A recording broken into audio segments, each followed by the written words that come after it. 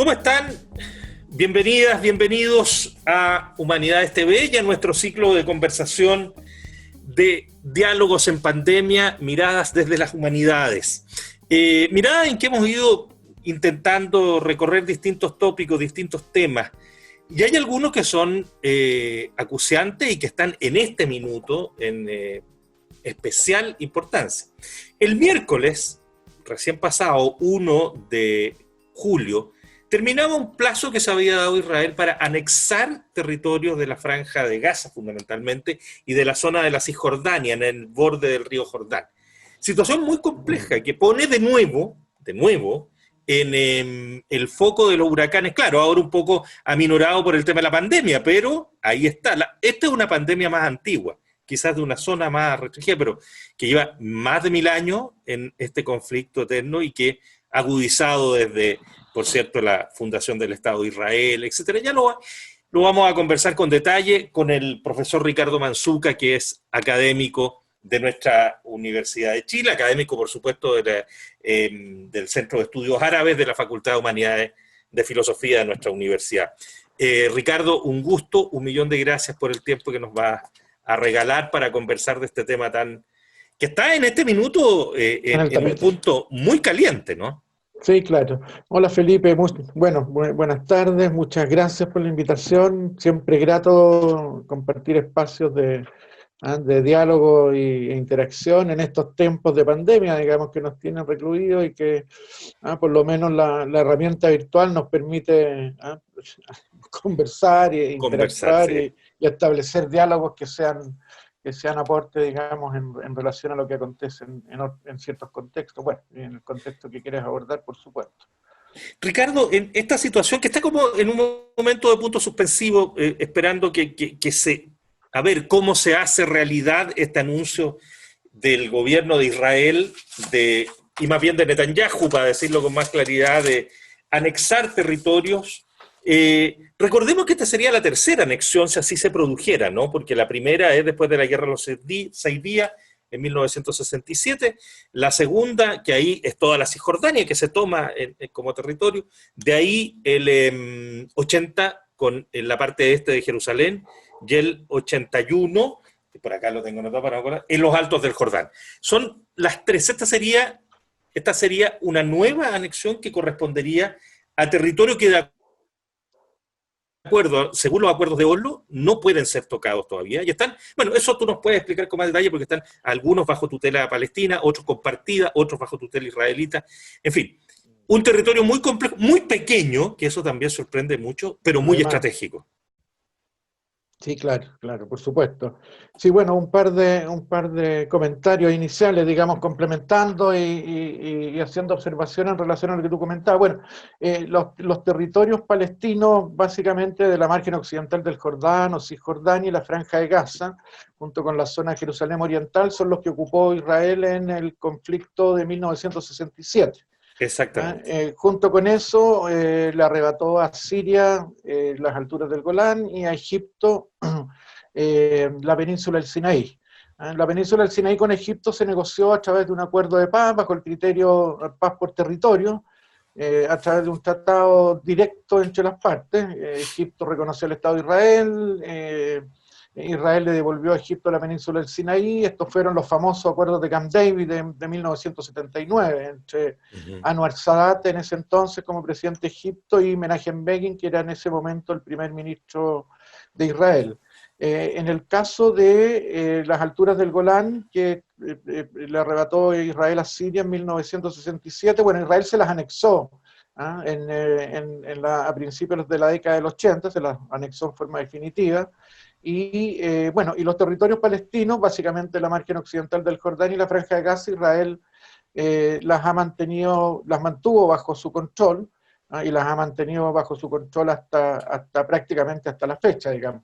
La Franja de Gaza fue evacuada lo que pasa es que tanto en la margen occidental del Jordán como en la Franja de Gaza, Israel comenzó, sobre todo a finales de la década de los 70 y con mucha fuerza en la década de los 80, a construir asentamientos de Así colonias, es. ¿no es cierto? Asentamientos que han sido denominados y han sido decretados como ilegales por parte de la comunidad internacional y por el derecho internacional, por las resoluciones del Consejo de Seguridad de Naciones Unidas, digamos, que se han dictado a la fecha, que son, podríamos citar básicamente tres: la 242, que es de 1967, justamente después de ese conflicto; la 338, que es de 1973, e incluso hay una más reciente, que es la 2334, que es la resolución del año 2016, donde se establece que todos los asentamientos construidos por Israel en territorio ocupado palestino son ilegales, y por lo tanto Israel tiene la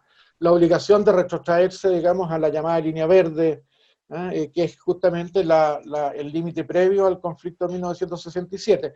La franja de Gaza Israel la evacuó, sacó los asentamientos, pero la mantiene en una situación. La franja de Gaza está pegada, ¿no es cierto?, a la frontera con Egipto, y la mantiene bajo un bloqueo permanente, ¿no es cierto?, por cielo, por tierra y por mar, lo que ha hecho justamente que la situación humanitaria en la franja de Gaza sea tremendamente grave. Es una franja cortita de territorio, 40 kilómetros, donde viven prácticamente 1,5 millones de palestinos y que están en condiciones infrahumanas. Por lo tanto, ahí hay una situación tremendamente grave. En la margen occidental del Jordán se acordó con los famosos acuerdos de Oslo, ¿cierto?, Sí, claro. entre la OLP e Israel, a establecer un marco para la paz. Oslo es de 1993, 1995, ¿no? Ahí se Exactamente. establece, digamos, la creación de la autoridad palestina en los centros urbanos más importantes de las zonas palestinas. Y el problema con Oslo, que se establece ahí, es que los territorios palestinos ocupados por Israel se dividieron en tres zonas. Una zona A, para que la administrara la autoridad palestina, que fue el mínimo, que fueron aproximadamente no más allá del 5%; una zona B de administración conjunta con Israel, y una zona C de administración exclusiva del ejército israelí, que es aproximadamente el 70%, 74% de la margen occidental del Jordán. Entonces, bueno, Esa es la zona que pretende anexar ahora, entonces la zona C de Oslo, ¿no? es la zona C. El problema con Oslo, para que seamos claros, es que más que un tratado definitivo de paz que facilitara la creación de un Estado palestino que conviviera y coexistiera en forma conjunta con el Estado de Israel, es que dejó los temas claves para negociar en forma directa entre las partes, ¿te fijas? Y una negociación directa entre dos partes que son tremendamente asimétricas, cuando uno es el ocupante, ¿no es cierto?, con su potencial militar, y el otro es el ocupado, sin intervención de Naciones Unidas ni de los organismos internacionales, sin la aplicación del derecho internacional. Indudablemente que dificultó que se llegara a un acuerdo definitivo, porque los temas más importantes, que son las colonias israelíes, ¿no es cierto?, en territorio palestino, el tema del derecho al retorno de los refugiados palestinos que habían sido expulsados por Israel en 1948, el tema de Jerusalén, que Jerusalén oriental, ¿no es cierto?, estaba controlada por Israel, y que Israel hace poquito, con el beneplácito de Estados Unidos, la decretó como su capital indivisible y prácticamente se la Exactamente. anexó, ¿te fijas? Entonces, bueno, y bueno, tema de asentamientos, los límites que tendría el Estado palestino que se crearía. Entonces, lamentablemente, después de 5 años, esto no llegó a acuerdo. Estalló una segunda intifada palestina, un levantamiento de la sociedad civil palestina el año 2000. El año 2003 Israel comenzó a construir lo que se ha denominado, ¿no es cierto?, el muro del apartheid, porque fracciona, divide los territorios palestinos, entra en territorio palestino desde Israel, ¿no es cierto? La Corte Internacional de Justicia decretó que ese muro era absolutamente ilegal, y ha sido denominado por muchos en las redes, ¿no es cierto?, y por la parte palestina, como el muro del apartheid, porque efectivamente fractura, separa, segrega. Entonces, bueno, la situación en los territorios palestinos es muy delicada, porque los asentamientos además están conectados por carreteras de uso exclusivo de los colonos. Hay patentes, las patentes de un color para los palestinos, patentes de otro color para los israelíes. Hay una situación de segregación, checkpoints, de puntos de control militar israelí, que son varios cientos, y que en el fondo le hacen la vida imposible, digamos, a la población palestina, que está viviendo una situación tremendamente compleja. Y bueno, la guinda de la torta es este acuerdo del siglo lanzado, ¿no es cierto?, hace unos meses por Donald Trump, que de alguna u otra manera estaría sancionando y facilitando la anexión de una parte clave de la zona de Cisjordania, en la zona del Valle del Jordán, que son las mejores tierras, que le permitiría a Israel encerrar además a la población palestina Ujú. prácticamente en una situación muy compleja, que significaría además el control, bueno, de las mejores tierras, el control de los recursos hídricos, que Israel ya lo controla y ya lo maneja, y en el fondo lo más lamentable de esa situación es que echaría por tierra definitivamente, de facto y formalmente, digamos, la tesis de los dos estados, digamos, la posibilidad de que se cree un estado palestino considerando la margen occidental del Jordán y la franja de Gaza, que, digámoslo clara y explícitamente, corresponde al 22% de la Palestina histórica que en algún momento, por ahí por el año 1947, Naciones Unidas dividió para la existencia del Estado de Israel y la existencia de un Estado palestino. Entonces, bueno, Israel no se ha conformado con el 78%, sí quiere anexarse un 30% más de la De mejor lo que zona, queda, claro. digamos, de lo que queda. Se ha ido comiendo la manzana mientras se negocia, ¿no es cierto? Se ha ido comiendo la manzana lenta, pero sistemática y progresivamente, y efectivamente lo que está ocurriendo, lo lamentable, es esta política unilateral de Israel, de que actúa bajo el criterio de los hechos consumados, ¿te fijas? Claro, porque hay Y una oposición casi completa, digamos, con la excepción de Estados Unidos y digamos más bien con la excepción del gobierno de Donald Trump, porque Joe Biden, por ejemplo, ha planteado su rechazo a esta anexión, que de paso, déjame citar lo que el derecho internacional sí, tipifica por como una favor. anexión, que dice que es la adquisición por la fuerza de un territorio ocupado por parte de la potencia ocupante. Uh-huh. Exactamente.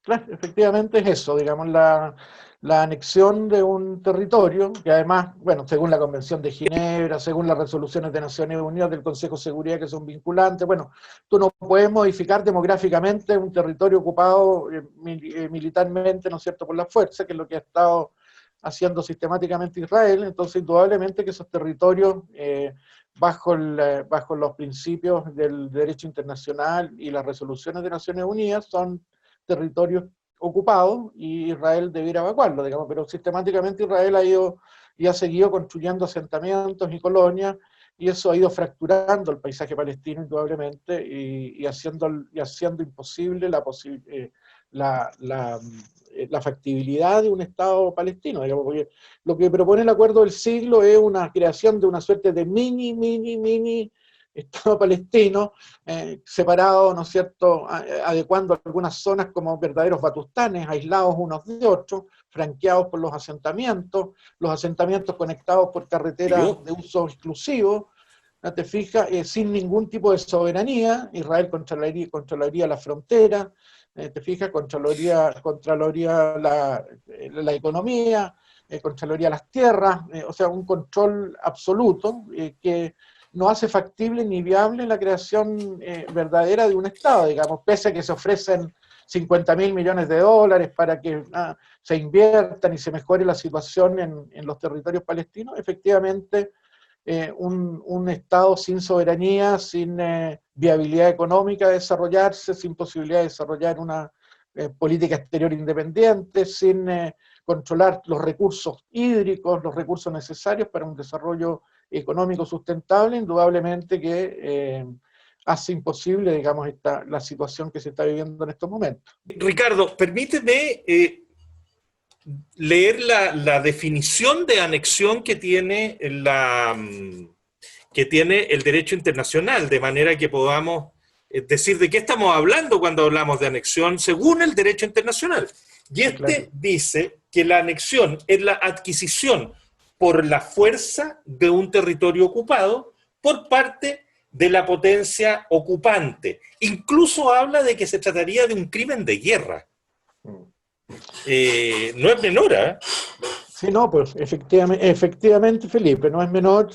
Claro, son territorios que Israel los adquirió efectivamente por la fuerza, los quiere, entre comillas, ¿no es cierto?, adquirir definitivamente, anexárselos, digamos, y eso significa, en términos, ¿no es cierto?, reales, establecer soberanía, incorporar a las colonias y a los asentamientos israelíes en los territorios palestinos como parte del territorio israelí y por lo tanto como otorgarles ciudadanía, digamos, a los colonos que estaban en una situación no clara, digamos, desde el punto de vista de su estatus jurídico, y lo más delicado es que se quiere anexar los territorios, pero Netanyahu declaró hace algunos días que no estaba dispuesto a otorgarle ciudadanía a los palestinos que viven en esos En mismos esos territorios. territorios, claro. Entonces, indudablemente que eso significa segregar, significa excluir, significa consolidar una situación verdadero apartheid, digamos, y básicamente, claro, tiene que guardar relación con esta política de Israel de hechos consumados, de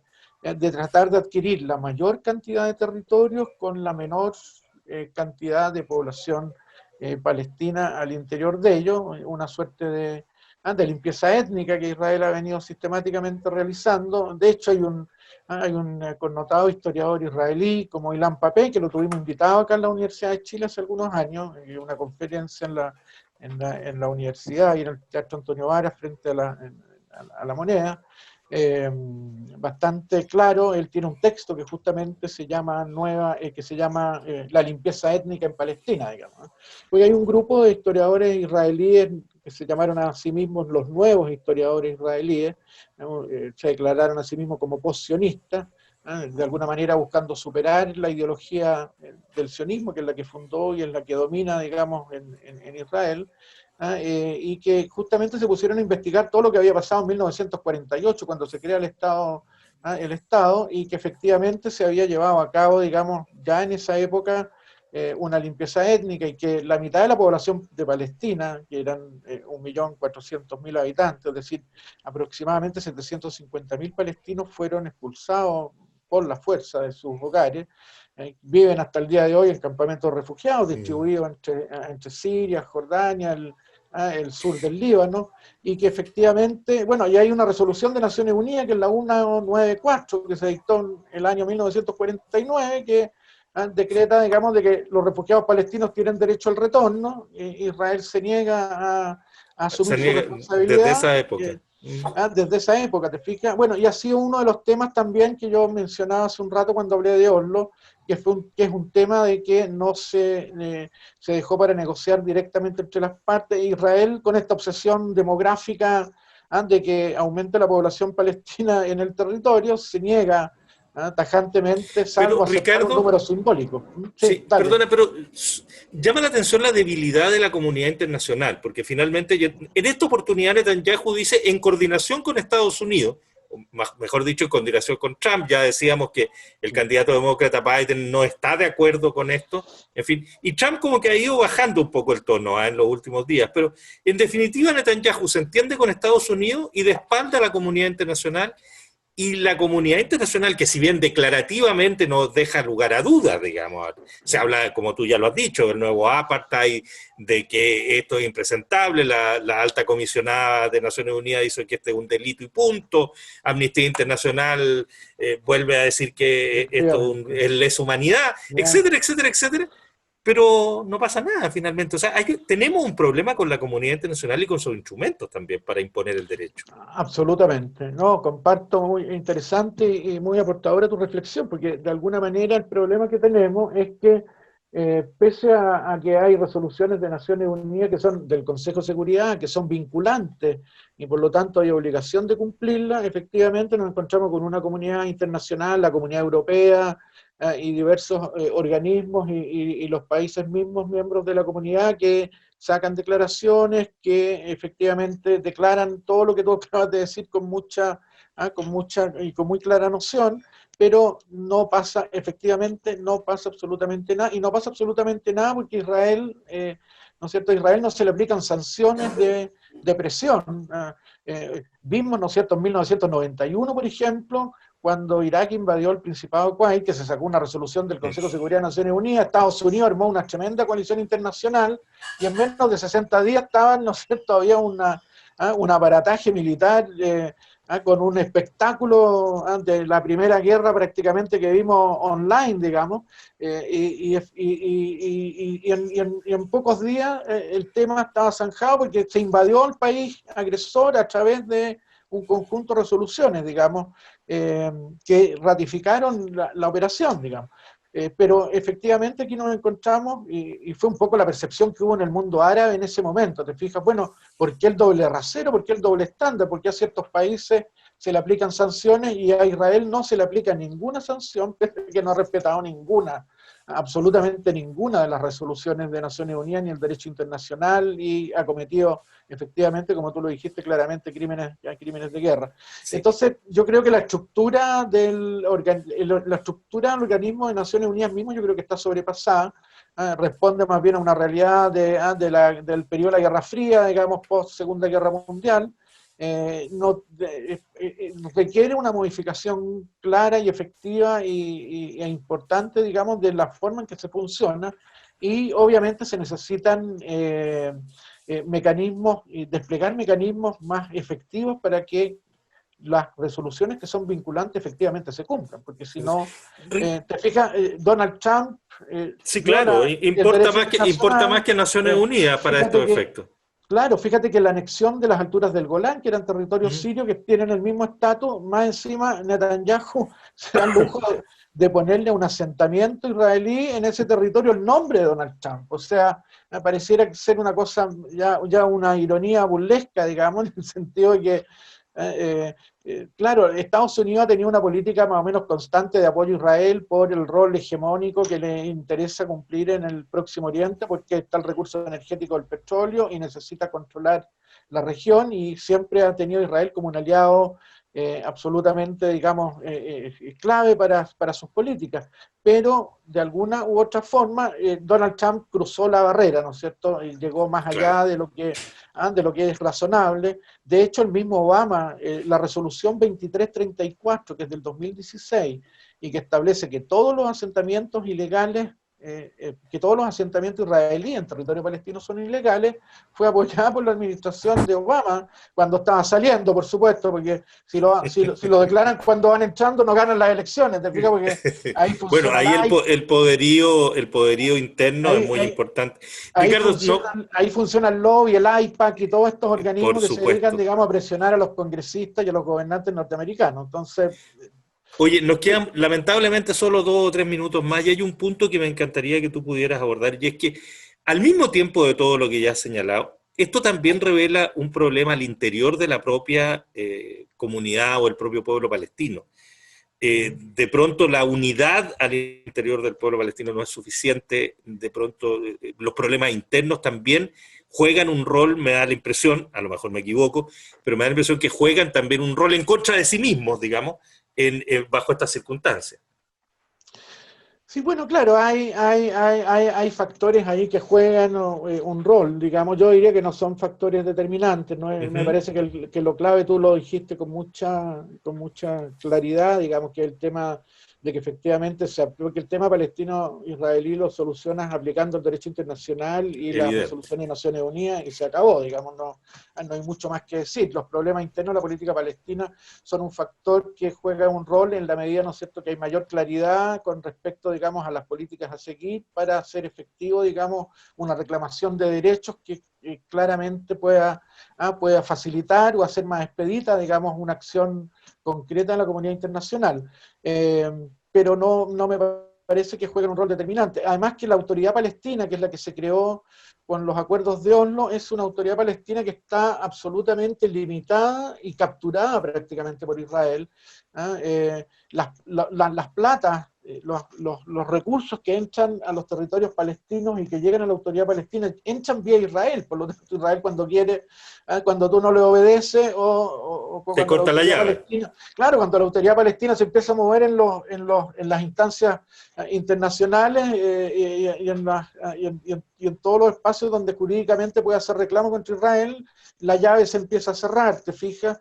Entonces ahí hay indudablemente un problema, y el problema es, claro, que la OLP, que era como que es la representante, la única representante legítima del pueblo palestino, se desmovilizó cuando se creó la autoridad palestina. Ese tránsito efectivamente es un punto que limitó, digamos, la capacidad de acción del Movimiento Nacional Palestino para tratar de justamente hacer más potente, digamos, la acción de la comunidad internacional. Pero me parece que la trampa más amplia, más grande, tiene que ver justamente con la incapacidad de los organismos internacionales de hacer efectivas sus decisiones.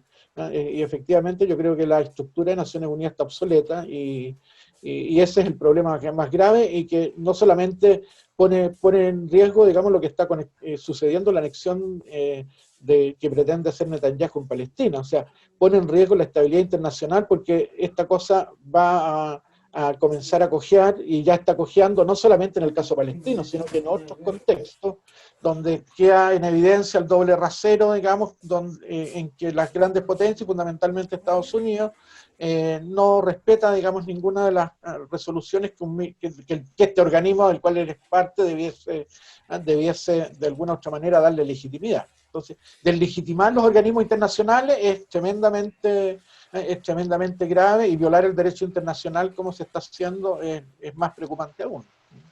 Ricardo Marzuca, académico del Centro de Estudios Árabes de nuestra Facultad de Filosofía, de Humanidad y Filosofía de nuestra Universidad de Chile, te queremos agradecer especialmente esta conversación que abarca un pedacito menor porque esto tiene un tema histórico milenario. Estamos hablando de Judea, de Sumatra. No, ahí te voy a hacer la observación. Yo creo que el tema, más que ser milenario, yo creo que es un tema que parte del siglo XIX con el colonialismo europeo en el Medio Oriente, con el surgimiento del sionismo como ideología nacionalista que justamente se vincula a los poderes coloniales para instalar un Estado al servicio, digamos, de los intereses coloniales e imperialistas en la región. Yo lo veo así. No, estamos de acuerdo. Hay un poco de mito esta cosa de que están hace milenios peleando, bueno. Pero estamos hablando de territorio y de una historia que además es una historia común de ambos pueblos, que de pronto tiene todo, bueno, que se remonta a miles de años. En ese punto es que me refiero. Evidentemente que el conflicto agudo nace, como tú muy bien lo dices, con el colonialismo y en el siglo XIX. Bueno, y hay que decir después con la creación de estados que se dibujan en mapa en zonas alejadas. Queda todo eso pendiente para una nueva conversación que te convocaremos, Ricardo. Encantado, y muchas gracias por la invitación, porque generar y que mantengan, los felicito por el espacio permanente de diálogo, de conversaciones, porque de alguna otra manera nos ayuda a superarnos en esta pandemia que nos tiene a todos un poquito estrangulados. Así que gracias por la invitación y felicitaciones por el espacio, Felipe y Álvaro, digamos. Al contrario, muchas gracias a ti, un gusto saludarte.